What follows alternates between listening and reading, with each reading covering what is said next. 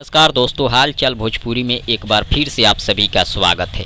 दोस्तों, मनीष कश्यप जी एक तरफ से खेसारी जी को सपोर्ट भी किए हैं और एक तरफ से सपोर्ट नहीं भी किए हैं।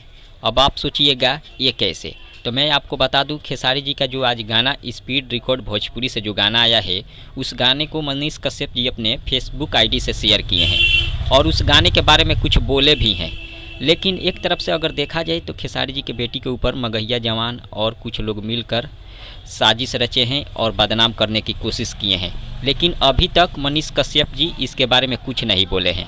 हालांकि मनीष कश्यप जी हमेशा बोलते हैं कि जो भी गलत करेगा मैं उसके खिलाफ वीडियो बनाऊंगा, लेकिन अभी तक मगहिया जवान के बारे में मनीष कश्यप जी कुछ नहीं बोले हैं। फिर ऐसा क्यों? हमेशा सच का साथ देने वाला मनीष कश्यप जी आप क्यों चुप हैं?